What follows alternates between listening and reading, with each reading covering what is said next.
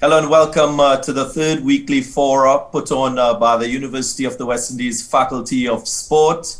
If you joined us a couple of weeks ago, you would know that we spoke from the onset about the impact of COVID-19 on sport generally. And then last week, we had the chance to discuss intercollegiate sport and high school sport. This week and today, we are talking the impact of COVID-19 on high performance sport. I am Daren Ganga, Projects Officer in the Faculty of Sport, University of the West Indies, and it's an absolute pleasure to be a moderator today.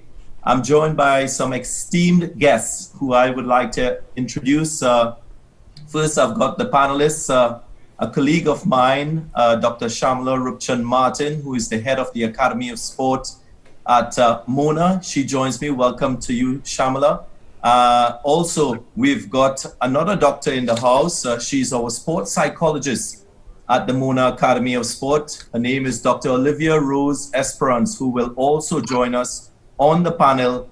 And third person on the panel, a person who needs no introduction, somebody who's done exceptional work in discus throwing over the last couple of years. His name is Mr. Fredrick Dacres, a student at UWI Mona, a Jamaican Olympic athlete, and someone who was the 2018, I'm told, Jamaica Sportsman of the Year. So welcome to all members of the panel. I'd also like to welcome everyone who is watching and viewing this on our university platform.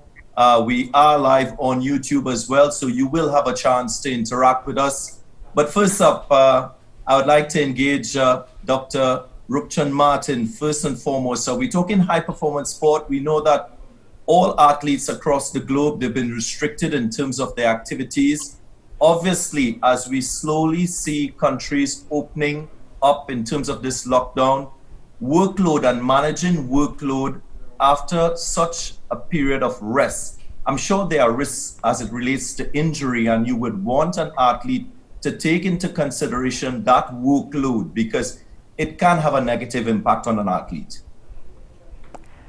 Yes, Daren, thank you. So for many athletes, that's the big challenge and the big question now. We've had all these lockdowns from COVID-19. Persons have been calling in really very anxious about the fact that they're not able to train currently and wanting to train. But one of the key things about sport training, especially when you talk about a high performance athlete, is it's usually centered around a particular event. So in order to train and train appropriately for an event, you need to know when that event is going to be, so you can build up your schedule in terms of periodization. And most athletes would be timing this so that you're peaking just in time for the event. So there are several of our high performance athletes, for example, who would have been at different phases along the way in preparation for going to Olympics. And even though we had the shutdown from COVID-19, it took a while before the Olympics was actually postponed. So of course there was a lot of anxiety about training, not knowing what was happening to the Olympics, whether people would still be going anywhere to compete in a modified format. And that created issues with what do you do? Do you continue training still? Do you drop off training? Where do you go?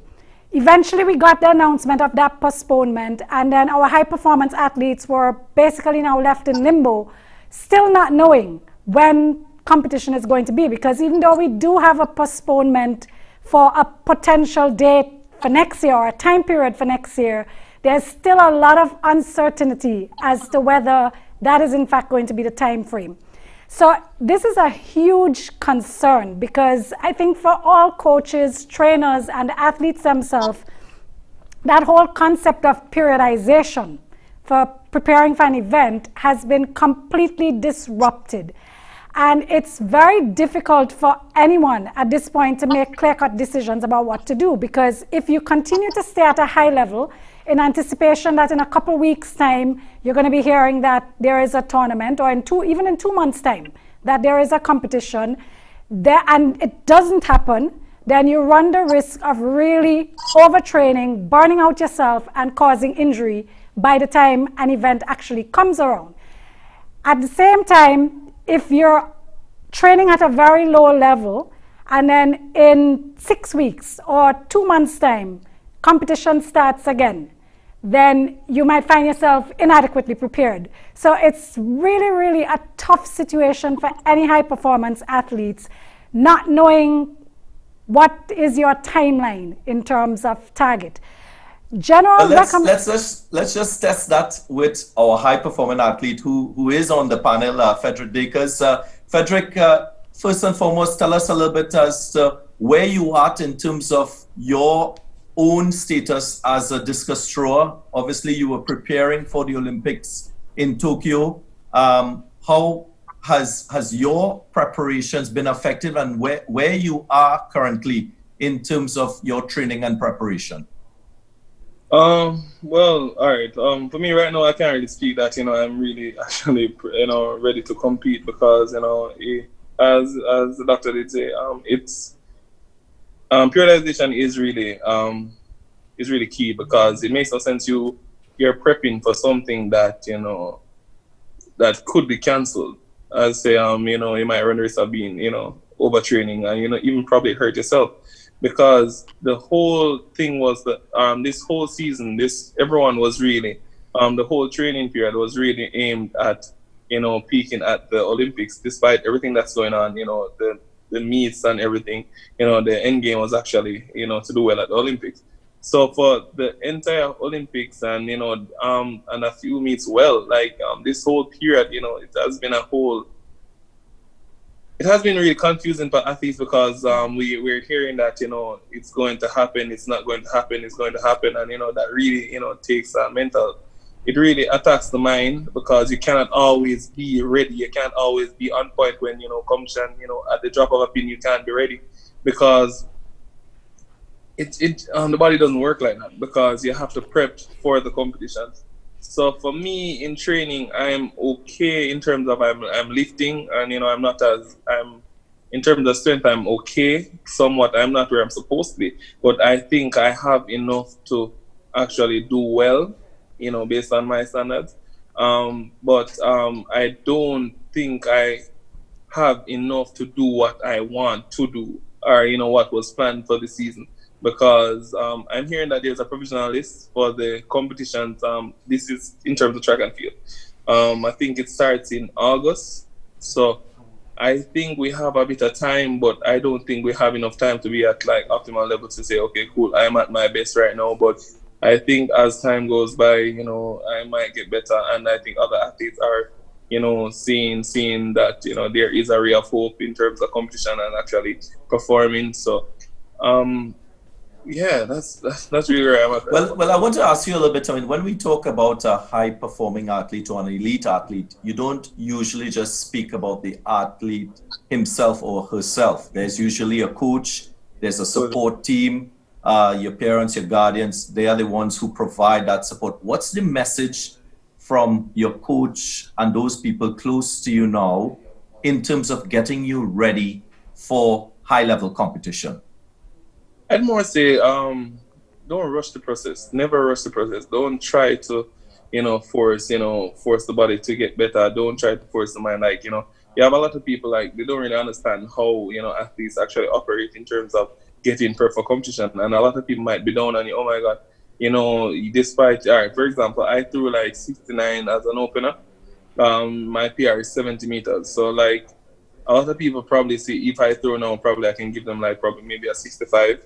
They probably would start to stress and say, oh my God, you're not where you're supposed to, you're falling off. But obviously, you are going to fall off because of this whole COVID pandemic. So, that's a given. And a lot of people are really stressing that, you can do it, you can do it, you can do it. Just take the time and really understand, be very considerate to the athlete that, you might not be where you're supposed to, but this is not normal times. And we need to, address that as such. So, for my advice to like the whole,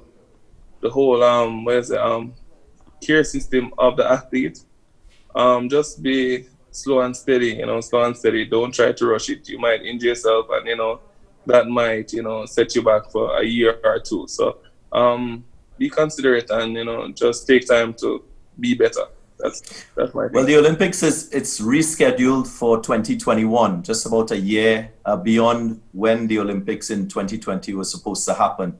You spoke about the mind. Let's bring in Dr. Olivia Rose Esperance here. You've heard the comments from Dr. Roopchand Martin and from Ephedra Baker. What's the process that an athlete is going through right now, where they can't control the environment? There are limiting factors in terms of what they're accustomed doing. How should a high-performing athlete treat with this current COVID-19 situation? All right, thank you for having me. Good afternoon, everyone. This situation, as was mentioned earlier by Fredrick, is not a normal situation. And as challenging as these times can be, there are also rays of hope and sunshine, and will ultimately depend on your mental fortitude and how you react or don't react to what's happening to you. So athletes and high performance athletes are in a pool of persons right now who, like everybody else, has to make significant adjustments in terms of work schedule, etc. So the way in which an athlete will deal with a situation currently now is going to be based on their own level of anxiety and how they're able to deal with that. As Fredrick mentioned earlier, what happens now is an intensity of anxiety because there's so much unknown. You don't know when you're going to start again and how to adjust accordingly. But one of the good things is that nobody's at an added advantage depending on how you look at it, because all athletes are going through this similar period of the process of dealing with or having cancellations as a result of the COVID-19. So my message really is going to be dependent on how you cope. Coping with anxiety can be done on an individual and group level because we all don't cope in the same way. And support and reaching out for support will become very crucial at this time. So pacing yourself, and I am so happy that Fredrick also mentioned the importance of having a support system that understands the routines and the rigor and the pace at which people are able to perform. And especially since we're talking about high performance athletes, I want us to also be mindful of the fact that you don't want to win or excel more than they do. So if a person opens at a performance that you consider to be a subpar, they are putting in the additional work and effort to get it to a level that they want to. And with the absurdity of all of what's happening now, it's just going to be based on taking it a day at a time, surrounding yourself with persons who encourage and keep you motivated during this period of uncertainty.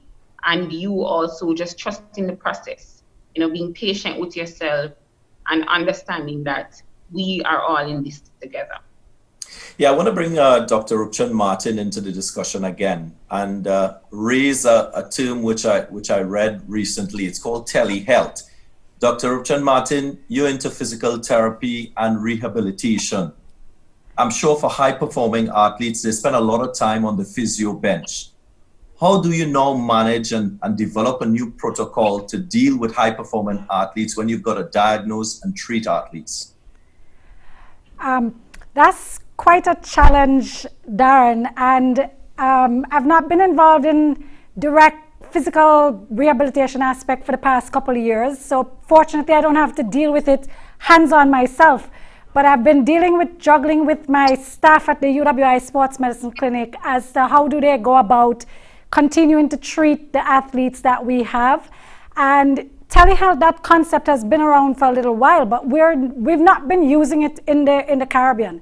So my team has had to adapt to that concept of trying to do video conferencing calls with the athletes, and not just athletes, but even our regular clients who were dealing with all kinds of health problems prior to this. And it's been an interesting road and an interesting experience for them, trying to, walk a patient through doing tests in a remote environment and making a diagnosis and, providing instructions in terms of treatment. So it's actually been an interesting challenge for them. And there are in a certain sense, there are times that I think they do feel compromised with regards to the care that they're providing, but you're doing the best you can, because in rehab, especially with the athletes, actually, there's a lot of hands-on techniques that we do. And there is no replication for those hands-on technique for everything that the athlete can do it themselves. And it's difficult to instruct someone who may be at home with them in these techniques because they're highly specialized. So for us, the frustration that I see my staff experiencing is related to the fact that they don't feel that they're able to give the 100% that they want to the athletes.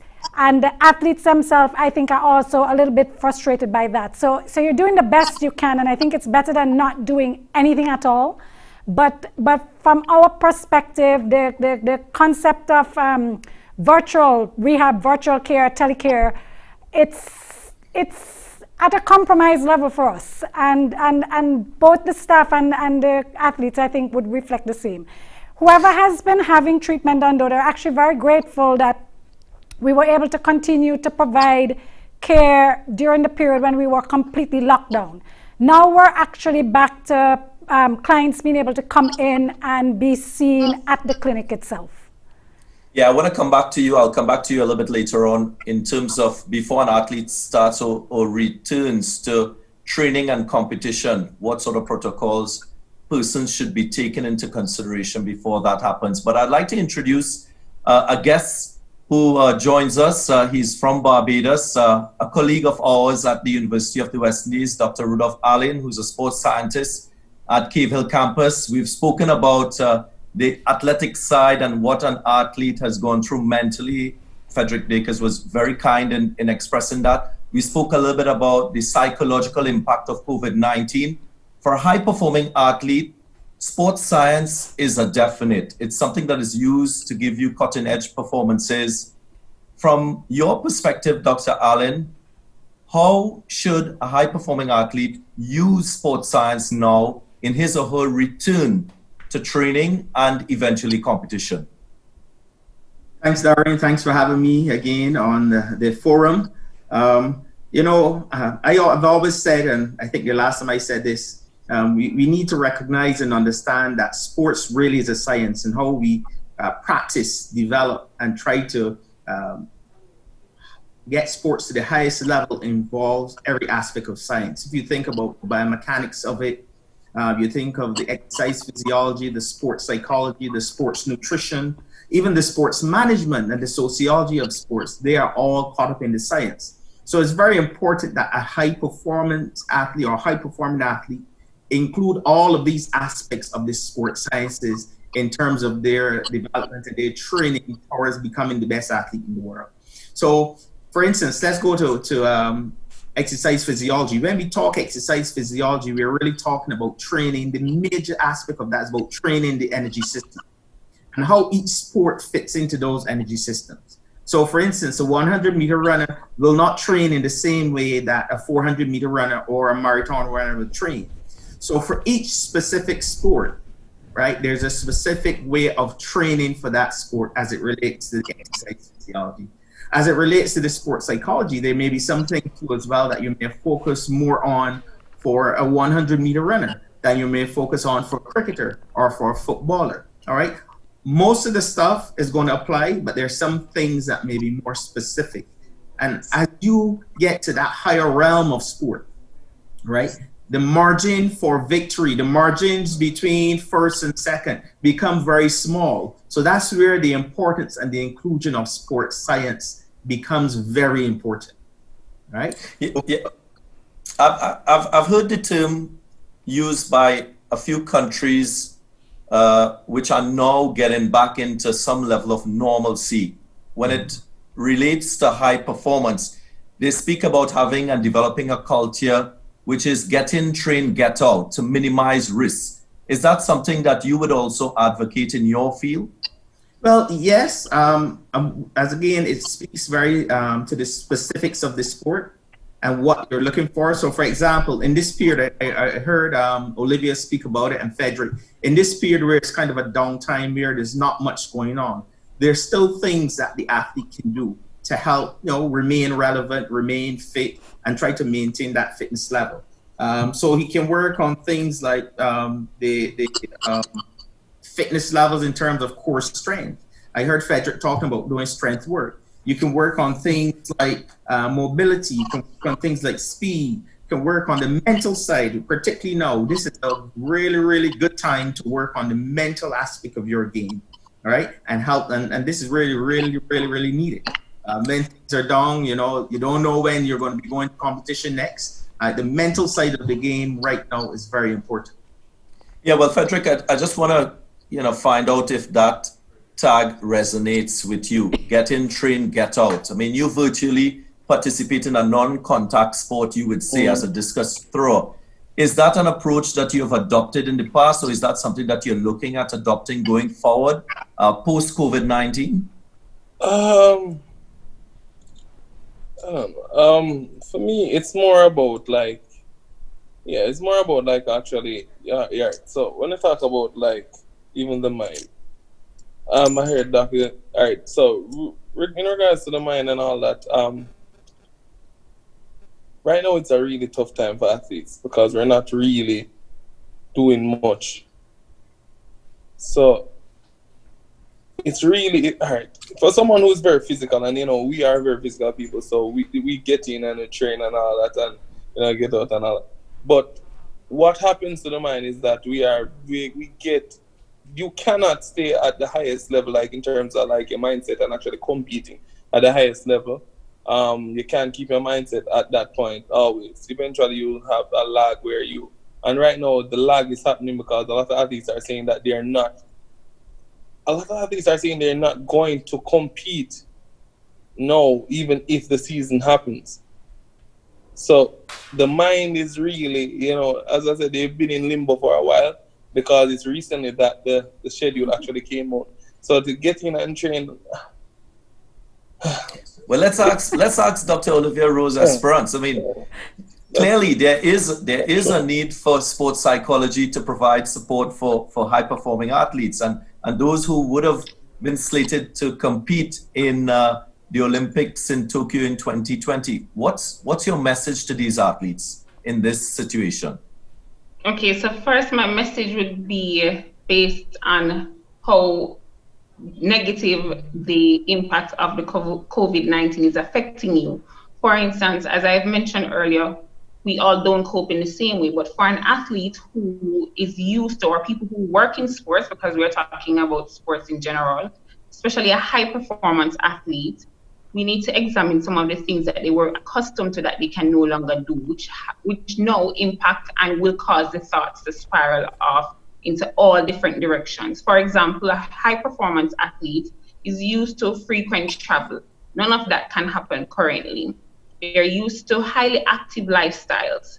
Now, a situation of the COVID-19 and forced lockdown is the total opposite of that. So what can happen is that you can see very positive, champion-like winners morph into warriors and people who are just so uncertain and not able to cope.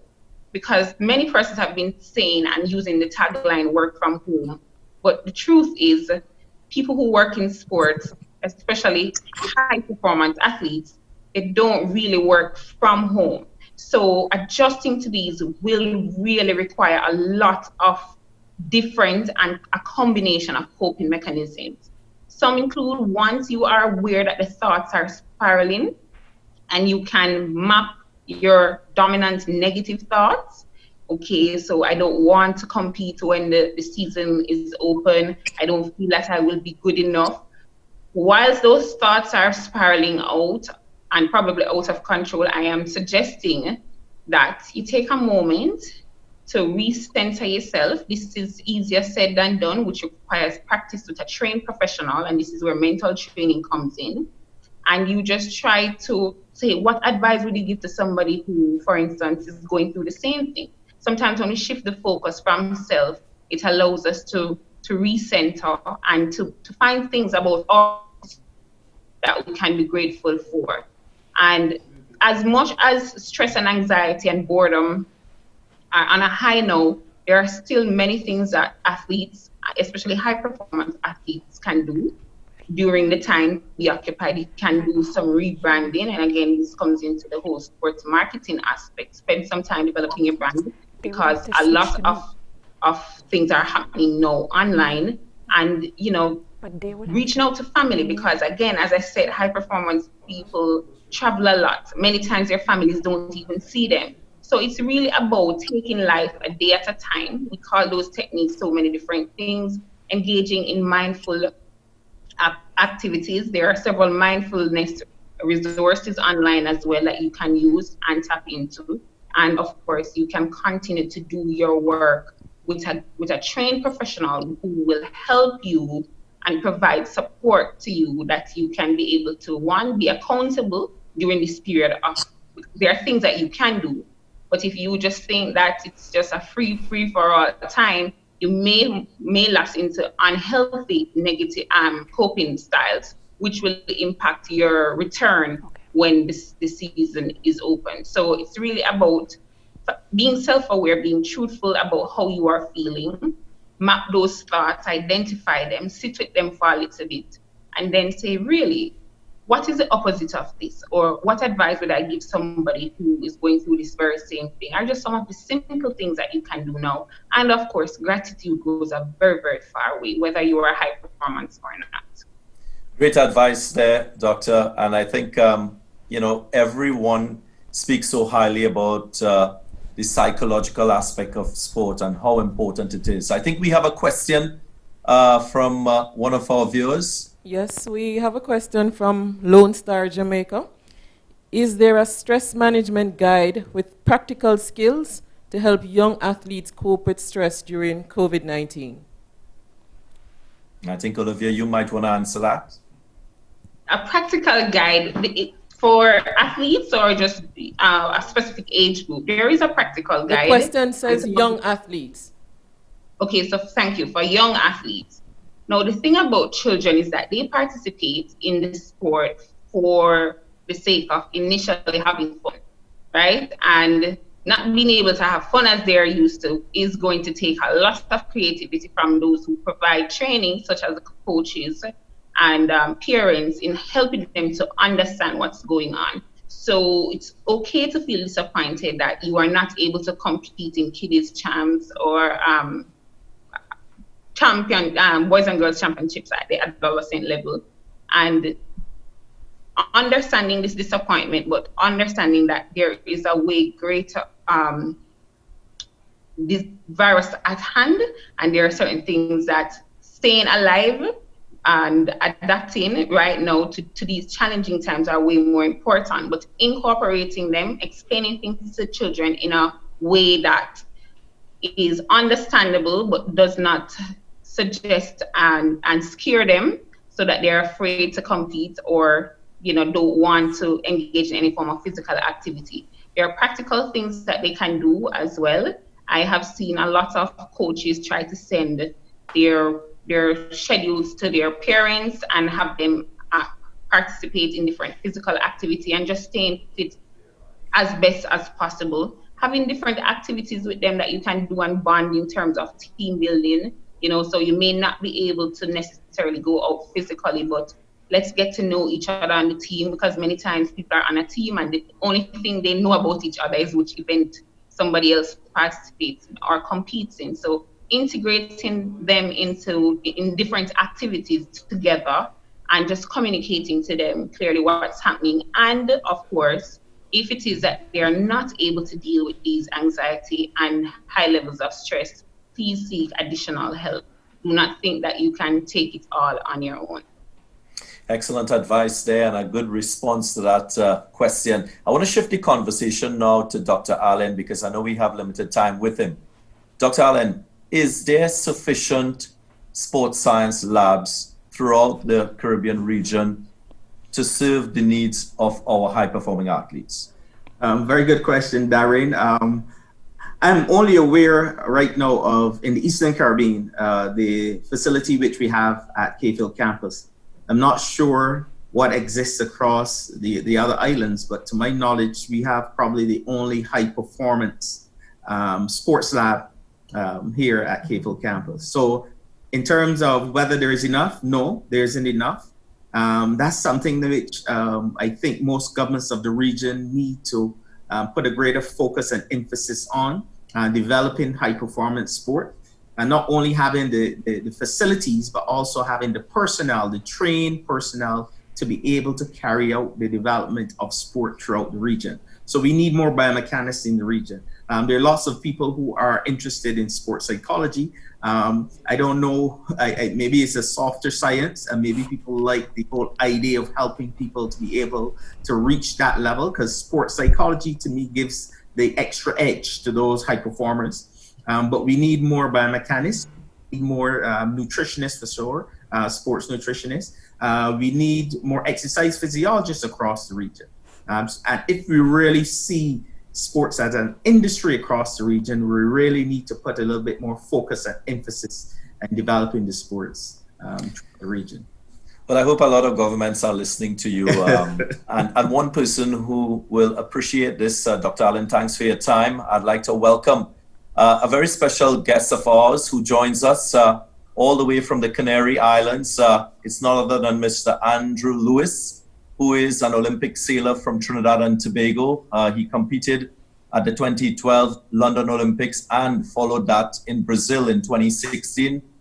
Good evening, I think it is to you, Andrew, out in the Canary Islands. Tell us a little bit about where you are and what you're experiencing right now. Yes, a good afternoon to everybody back home in the tropics in the Caribbean. I'm in the Canary Islands, in Tenerife to be specific. This is my training base. I've been training here for almost 2 years now. And so Tenerife is part of Spain. For those who don't know, it's a Spanish territory. And it's fantastic sailing over here. So I've been here since the 1st of March on this stint. The stint that only was planned to be about 20 days. So around the 20th of March, I was planning to roll out of here. We're now on the 22nd of May. So very interesting. But I would say that this has been probably the best situation in my entire training career to be stuck at. I'd be happy to be stuck in Spain. I have made fantastic gains in my training across the board. I'm stuck with my training partner, who is the Olympian from El Salvador. My coach lives down the street, so I could see him whenever I want. And to me, I'm super happy. The only thing that's hard for me is being stuck away from my family and my wife and my loved ones, you know. So yeah, it's been interesting being here in Spain, but I'm not scared of the COVID. I'm just ready for the Olympics to happen. I just wanted to share with you the fact that we have another Olympian with us, Ephedra Baker from Jamaica, who is also with us in this forum. And earlier he spoke about the frustration that he's going through in Jamaica, not knowing exactly what is going to happen, how accessible facilities will be for him to continue training. I guess it's slightly different to where you are, because the World Health Organization declared a pandemic on the 11th of March, and you've been stuck out there in a training environment, so to speak. So you're a beneficiary of being there and being in a training environment. Is that correct, and a correct assessment of your state right now? That is correct. Due to my personal opinion, that is not correct to everybody's decision. I'm in one of the worst countries that has experienced the coronavirus. But to me, this is an opportunity. I am not number one in the world. That's the fact. The Olympics was going to be very soon for me, and I was making a really nice climb to the top. My best medal is a bronze medal in a World Cup event. I don't have any gold medals. If I'm not on the top, I want more time. So this to me is fantastic. Let's take all the time we can get. Let's roll with this. I mean, my only concern is if the Olympics would happen or not. That was my main concern. So now that they announced the date, and people don't know, but I've been in the ocean for 3 weeks now over here. For me personally, I'm a professional athlete, and I don't like to play with not having the opportunity to make gains. So, for example, over here, things went from really nice to the next day closed. There was no phase, and well, we'll slowly stop doing this. All of a sudden, Friday happened, and Saturday, Sunday, we got the news, and Monday, it was you can't leave your house. So to me, it was like, wow. And so you don't know, Saturday, Sunday, talking to my wife, what to do, should I come home, should I not come home, what to do? And she's like, the Olympics are on, stay. The Olympics are on, stay. Keep training, figure it out, keep training, figure it out. And 2 days later, the Olympics are postponed. And well, now, I mean, it's been listening to that experience, it's really a novel situation, as we would all say. On this panel as well, we have Dr. Shyamalan Martin, the head of the Academy of Sport at the Mona campus. We've been talking about physical therapy and what athletes at your level have been going through. Dr. Martin, tell us a little bit. I mean, fortunate for Andrew, he's not had any injuries or anything like that. I'm sure if he had a situation like that, he would have been in dire straits. Yeah, yes. If there were injuries, he'd have to worry. But Daren, I'm actually quite pleased, and I guess it's just by chance that we've ended up with two perspectives in the forum today, because we certainly didn't anticipate what Andrew was going to be sharing in terms of his experience, nor Fredrick.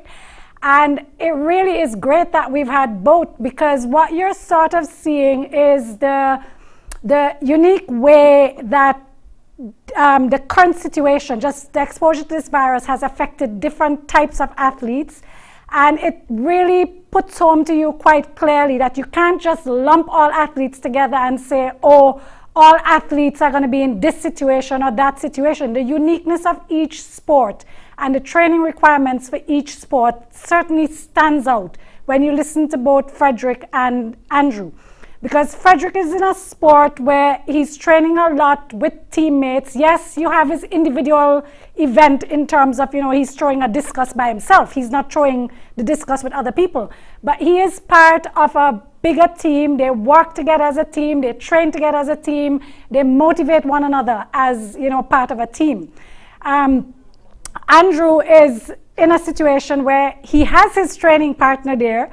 You're not training as part of a larger team. So even the concept of social distancing for you, if it's just yourself, your other teammate, and your coach, you can safely maintain that and get back to a training environment fairly quickly.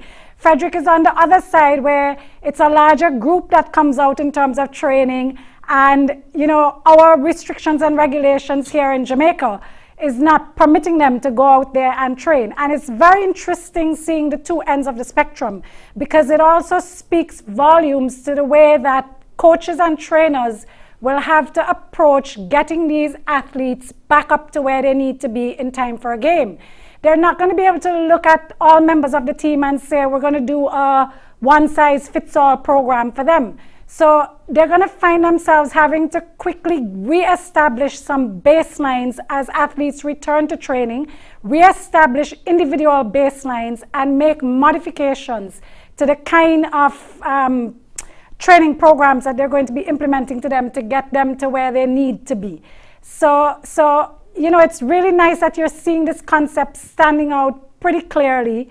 And, people will have to recognize that all of the program planning going forward is going to have to be very individualized.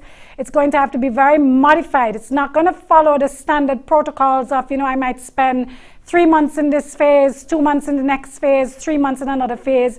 You're going to see people finding themselves having 6 weeks or 2 months to do a ramped up phase of getting them back to where they need to be. And yes, there will be people who are running the risk of injury.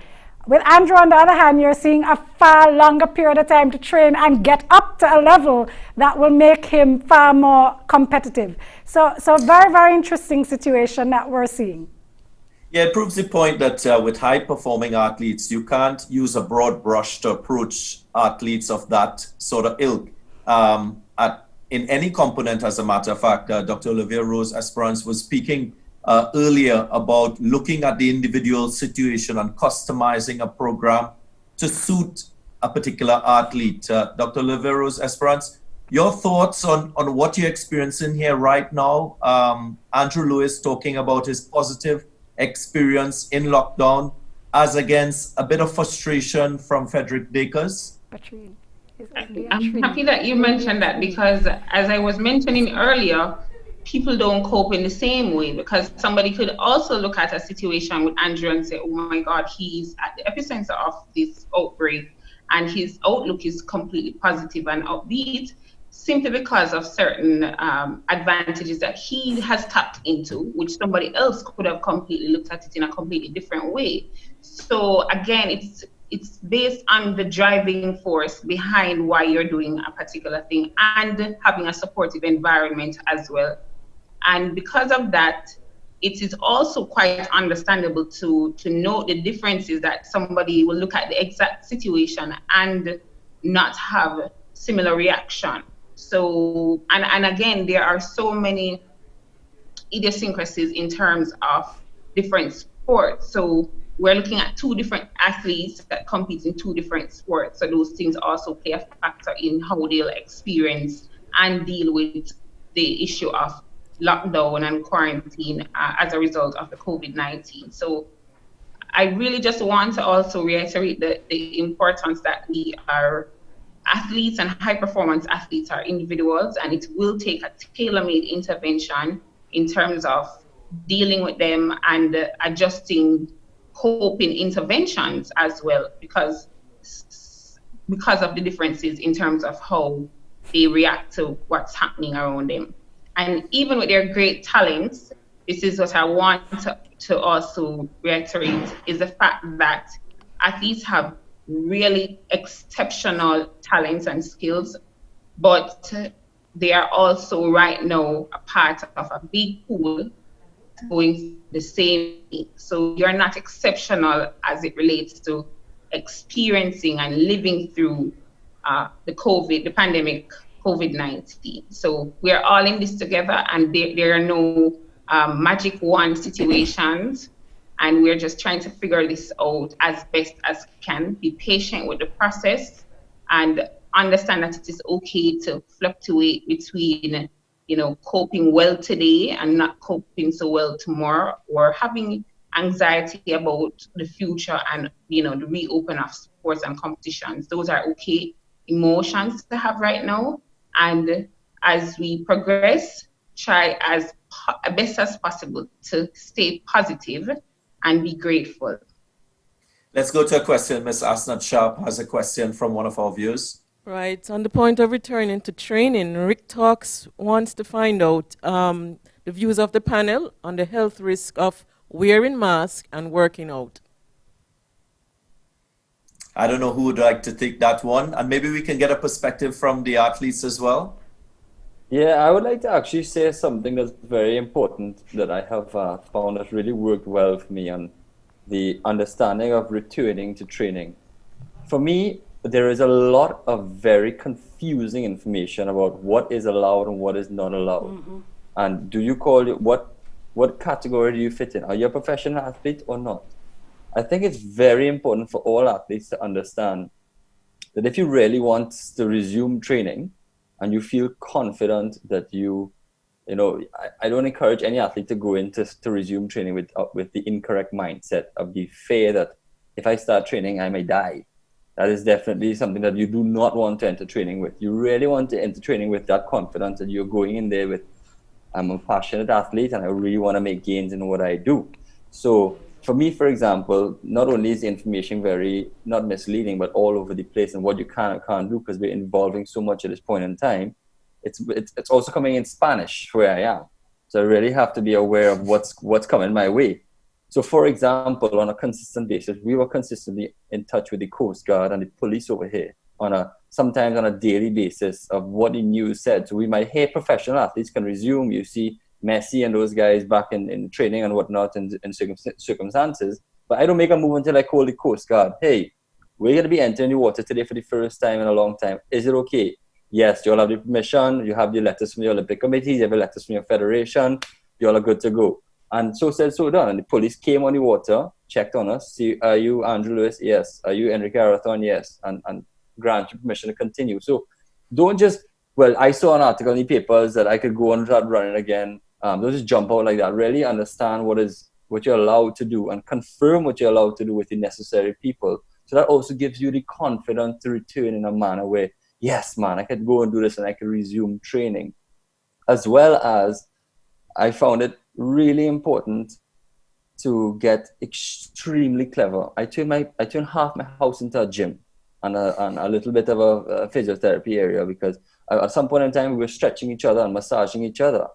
Of course, not in the way to any way that's very aggressive or risky, but just simple, have the athletes move the lactic acid a little bit, because we were training extremely hard inside here to the point where we were not getting massages and we were feeling very stiff, but we were stretching a lot.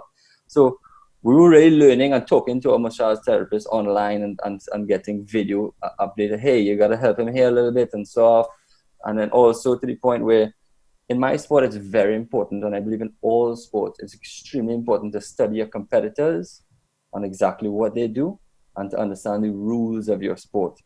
And I actually hired a guy from Argentina who's a rules specialist to come in and work with me for a few days in a week to understand every single rule, because rules could make or break an athlete so fast. What you can't do, hey, why this didn't happen? And rules are also evolving like life.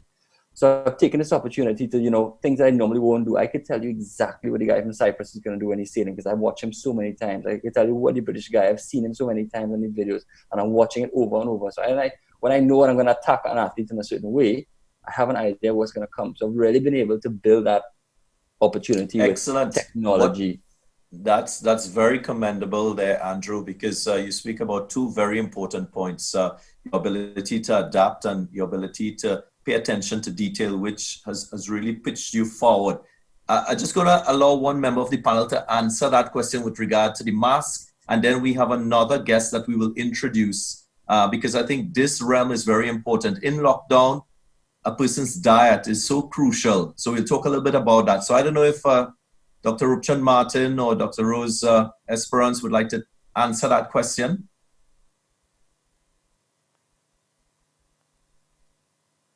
Just to remind our listeners and our viewers as to what the question was. The question was, what are the health risks of wearing masks and working out? Right. So in terms of the concept of working out with masks, that's an interesting one, because there are different types of masks that we have. So I need people to separate out the concept of these pressure masks that are used for training for altitude, which athletes who travel to compete at a high altitude will be more familiar with these pressure masks that are meant to help you adapt for there, versus the masks that people are currently being asked to wear, which are your basic, some of them made out of fabric, surgical masks. They're more the masks that are used in general health and safety for wellness, because the impact of the two types of masks on training is a little bit different. The regular masks that we're being asked to wear, there's, in terms of health risk, the problems that athletes will find is, as you train, you need to take in more air as the intensity of training goes up, and then you begin to feel like you're gasping and you're struggling and you're not getting enough air in, because that mask on your face makes it feel like the airflow is in fact restricted a little bit. So it's that sense of panic that can occur with them as you're training with them, and you just feel like you're not getting enough oxygen. That creates a bit of that risk sensation. The other types of masks are the ones that there's been a lot more concerns and queries about those out there, because there are some research that has been showing a risk of lung collapse when you're wearing those pressure training masks.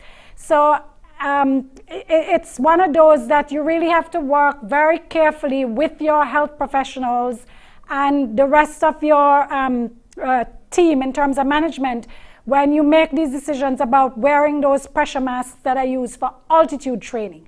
So the health risks are a little bit different depending on the kind of mask you're talking about. In terms of the regular masks that we're wearing for just health and safety perspective out there, there's no clear health risk that jumps out to me that I'm aware of, and I mean, I'll ask other members of the team can chime in if they're aware of any. Essentially, what they're trying to do with those masks is to reduce the risk of you exposing other persons to the virus, because the harder you work out or the higher the intensity of the workout, the more forcefully you're going to be expelling air. So the potential for that air and the virus to be transmitted over a great distance is increased, hence the need to wear those masks out there when you're training.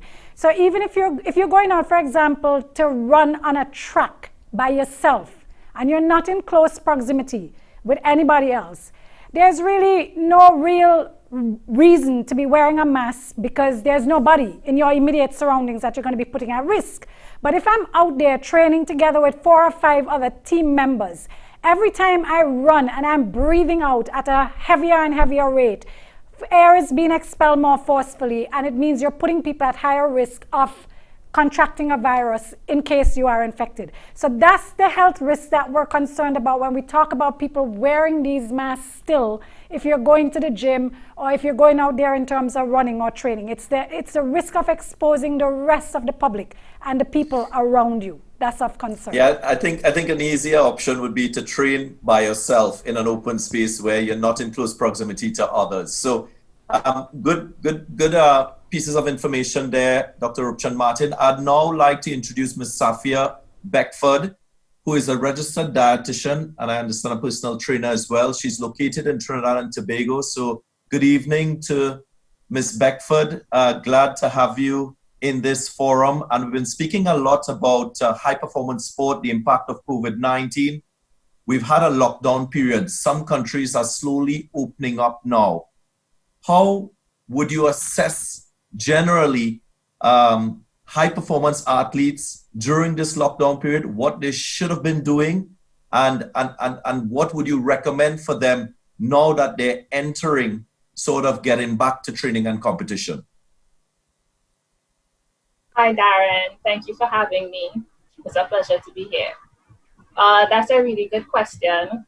And coming from the discussion that all of the panelists would have had before, athletes have to worry about cancellation and postponement of events. This is a really uncertain time. They don't know when they'll be allowed to train, like how they usually train. In Andrew's case, he was able to continue training, and that's really good for him. Some of the things that athletes need to keep in mind during this time is that they should reach out to professionals that they have access to. So if they do have eating difficulties, they should reach out to a dietitian. The eating difficulties that they may have during this time do have a psychological component to it, because they may feel internal and external pressure to maintain a certain body composition so that they don't reach too much of a deficit in their training and the outcomes that they want from their training. Some of the things that I would recommend would be maintaining a healthy diet. More specifically, when it comes to the macronutrients, I urge them to make sure they are getting enough calories. Some of them may be at a lower level of training at this point in time. Their calories may be adjusted in that way, but they want to watch out for decreasing their calories too much, because then they won't be able to train properly and they won't be able to reap the benefits of the training, and they won't be able to adapt as well. They should also try to minimize caloric restriction unless they are trying to lose weight during this time. So they may have been overeating, they may have had a lapse where they, again, psychology, where they feel like, I just can't do this, I need a break, this is too much for me, and just really let go and indulge. I want you to hear Fredrick Dacres. I'm not going to say what he said before we started this forum, but Fredrick, what was your approach during this lockdown in terms of your diet and your eating habits?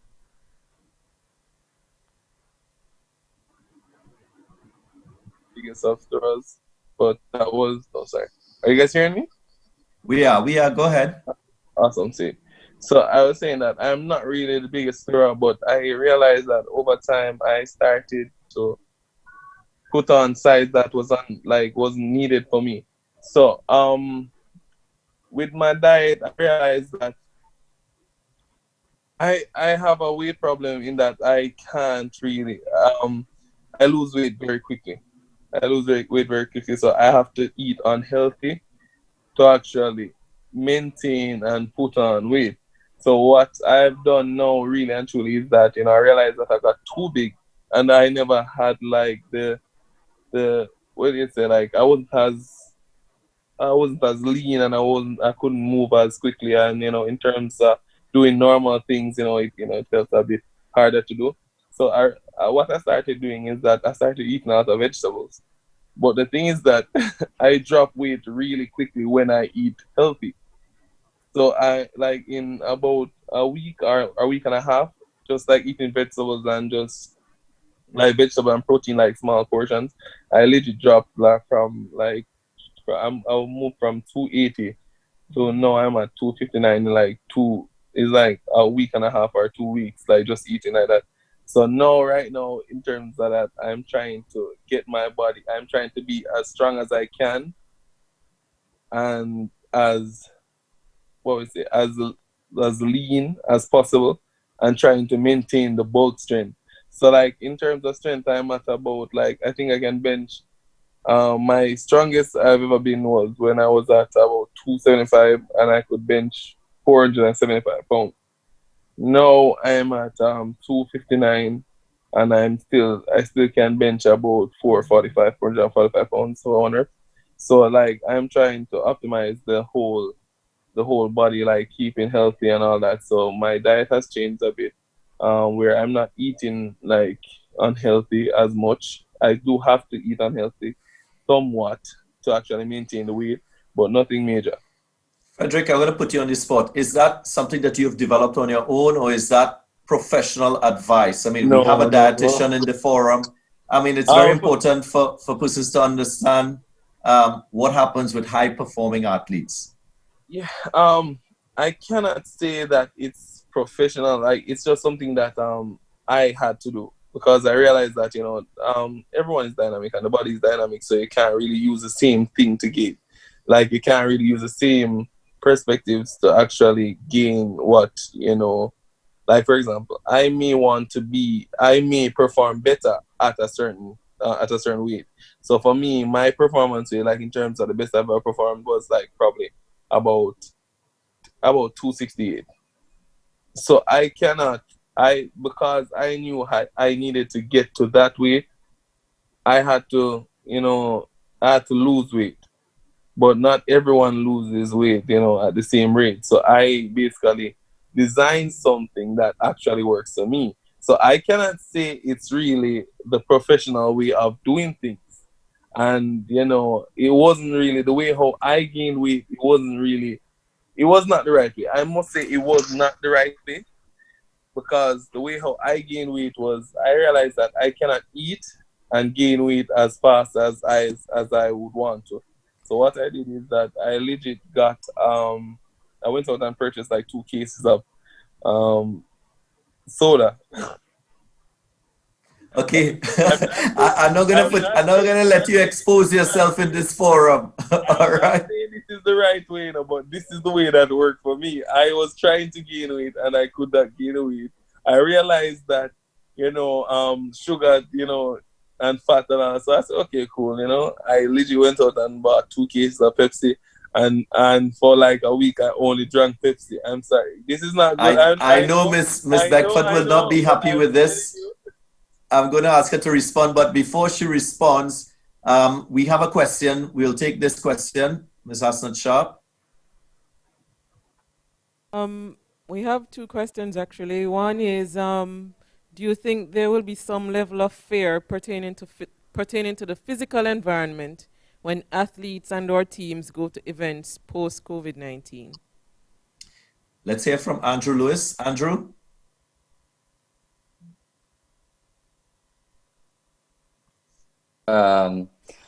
Fair-wise, to be honest, there's going to be fair in everything you do in life. And it's really and truly, you know, you have two styles. You have fear-based living people and you have excitement-based living people. I believe that it's really important to not live on the fear-based side of things. I am a Catholic and I believe in faith. Everyone has their own religions, their own styles. It's really important that we all are going to have times in our life where we become fearful. But the more faith we have in ourselves, that we can achieve more things. And the more things we do to prove to ourselves every day that we can achieve these little small things. For me, for example, it's super important to make up my bed and to have a cold shower every time I shower. I commit to those two things. I don't shower in hot water. I feel really bad about myself. I don't make my bed. Those two small things for me are big commitments that I get done every time I do. So doing these little things to me every day show that commitment and keep me away from the fear-based side, but more on the excitement side. Because I get excited. They go in cold water and shower. Tell me don't get excited. You know, so that's just my style, that if you really do all the things that will really help you stay on the excitement side of things, fear will slowly go away from your life. Okay, talking a little bit about your routine there, Andrew. I think there's another question. Right, we have a question for the sport nutritionist from Rory Alvarenga, our national swim coach in Jamaica.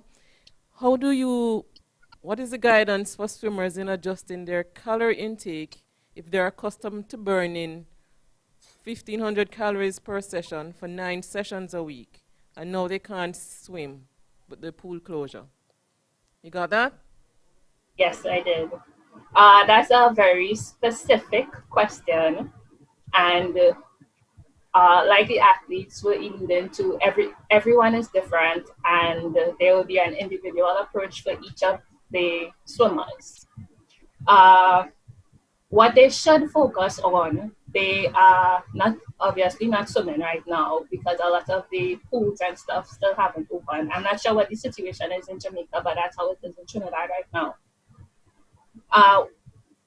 Swimming uses up a lot of carbohydrates. So I think one strategy they could use is, if they were accustomed having half their plate with carb-rich foods, they can decrease that amount to about quarter or a third of the plate instead.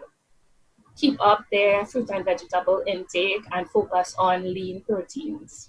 In terms of a specific amount of calories, again, that would be very individual, and the amount that they would have to cut would be very individual as well. So I can't give too much of a specific answer to that question. Let me ask you a question as I have you there, Ms. Beckford. You earlier heard from Fredrick Dacres talking about his own self-management of his weight, his diet. Is that one of your pet peeves? High-performing athletes going about making decisions as it relates to their diet without having the specialists oversee that? Yes, it is a pet peeve, because I think nutrition is kind of taken for granted when it comes to sports, but it is a very important aspect because it does affect you physically, it affects your performance. Take hydration, for instance. Just 2% decrease in body weight due to dehydration could cause your performance to decrease. Dehydration causes performance to decrease as much as 30%, and that's just not drinking enough water. So when you combine that with other unhealthy habits or undesirable habits, then you really could do some damage to your performance. And also it does have a psychological component to it. So trying to maintain your weight and your body composition during this time. While there are better methods of gaining and losing weight, I wouldn't say that what he's doing is totally incorrect, because there is room for high calorie food. Like, we have to be flexible. You can't just eat vegetables and lean chicken breast all the time. It really doesn't work. So just having a flexible mind, and even if you don't have a long session with the dietitian, just check in once you have that access to one.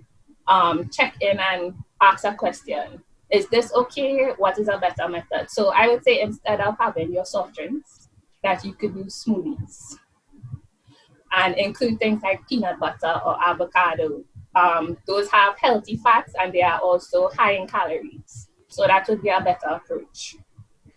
All right. Well, we've solved that problem for Fredrick Dacres here. Now he's got the right pieces of information to make that change. As we move to close this public forum, I just want to go around to the panelists now and ask. I'll start with Dr. Olivia Rose Esperance. Considerations in the medium to long term that high-performing athletes will need to take from a psychological point of view. Just quickly, your thoughts? From a psychological point of view, I'm just going to encourage us all and high-performance athletes to have routines because we never know when sports will reopen. So have routines that you still try to stick at. I heard Andrew mention, making his bed. Try to win the mornings. Have a support team, and that could be family or friends that really encourage you, keep you motivated. Get adequate rest. I know other members of the panel can attest to the importance of this. And as much as possible, stay socially connected while maintaining physical distance. Dr. Roopchand Martin, your closing thoughts and considerations for high-performing athletes as we move forward in this COVID-19 pandemic? Daren, what I'd like to say is that high-performance athletes need to be mindful of the fact that you have to continue to maintain an exercise routine and schedule, because just routine day-to-day fitness is particularly important. So whilst I may not be able to go out to a swimming pool and swim laps and burn that 1,500 calories every morning, you can certainly get out of bed the same time and do some other kind of physical activity at home. Dancing, aerobics, these will all still keep your cardiovascular system going, and you'd be amazed at how quickly you can still burn 800, 900 calories just setting up these routines at home. So it's really important for them to understand that you cannot afford to just shut down mentally and physically and say, we don't know when there's an event going to be, so I'm not going to train. They have to maintain a level of fitness baseline so that when competitions are announced again, you can quickly get to where you need to be, and try and stick with it in the context of what was your regular routine, as Olivia said. So if you used to train at 5 o'clock in the morning, get up at 5 o'clock in the morning, but work out a routine around something that you can do within the constraints of your government regulations, health regulations, guidance that are there. And there's tons of resources out there to tap into to help you keep exercising and burning these calories. Fredrick, to you, your last comment. Tokyo 2021 is obviously your new objective. What will be your approach beyond today in preparation for that opportunity?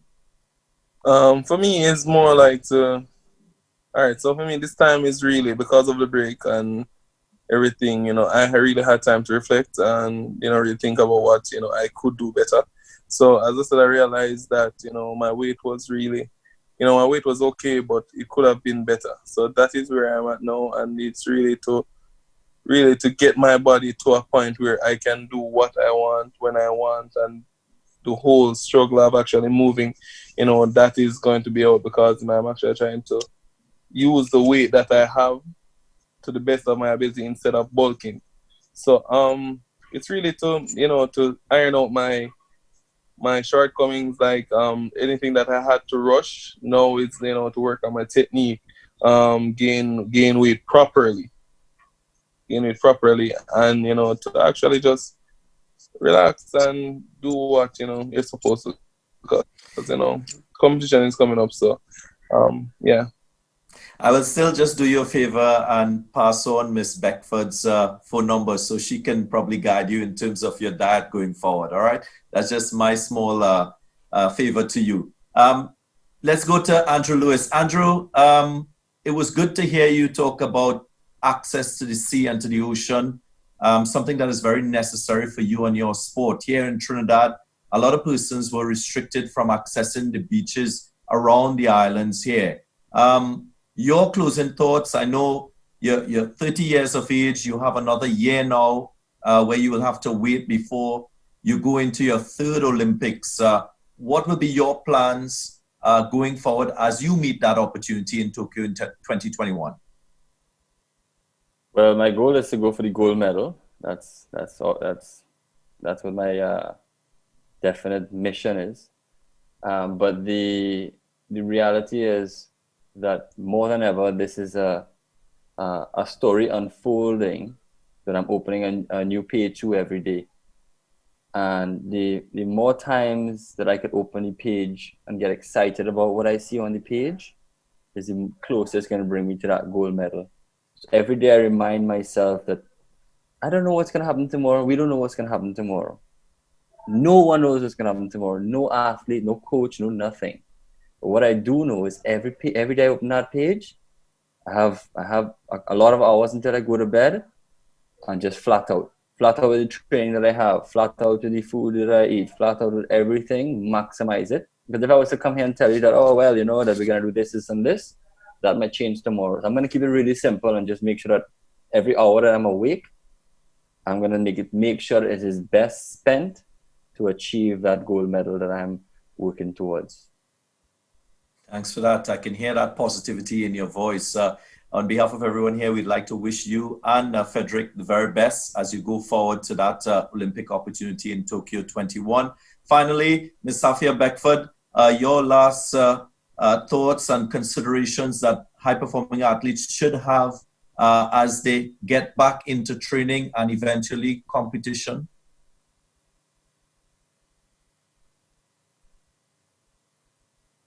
Ms. Beckford, are you there? Yes. Again, just making sure that they get enough calories to maintain the training that they are doing now. Again, not too much, not too little. Same goes for protein. Protein is really important in maintaining that fat-free mass, so all that muscle mass that is important for strength, power, speed. Make sure that you are eating enough protein, but not too much, because too much protein can have a detrimental effect to your body composition and performance. Also, make sure you get a wide variety of fruits and vegetables. Those are where you get a lot of your micronutrients, and a lot of those micronutrients are important in immune function. So making sure that you don't get sick. Even if you don't get COVID virus, you still have the common cold and other ailments that high-performance athletes may suffer from or contract during their training time. Thanks for that. I understand that Dr. Rudolph Alleyne is still with us. I'll give him the opportunity to give closing comments on this forum, and specifically sports science, high-performing athletes. What's your message to those athletes who are slowly getting back into competition and training? Thanks again, Daren. What I would say, I like Andrew's approach. Take each day at a time, one day at a time, every hour, every second. All right. Try to build your program around moving towards that goal that you have. And wherever possible, make sure that you're contacting those professionals in the field, all the sports scientists that you know of, the sports psychologists, the nutritionists, the physios. Make sure that you're getting the best advice from them as you move forward towards that goal. Yes, this is a period where we're kind of in lull as it relates to sport, but see the light at the end of the tunnel, right? And work towards that final goal that you have, and make sure that you're successful in doing that. Thanks for your closing comments. This has been a thoroughly informative session. I've totally enjoyed moderating this forum. I'd like to personally thank all the panel members and all our guests who took the time out to be part of this public forum hosted by the Faculty of Sport at the University of the West Indies.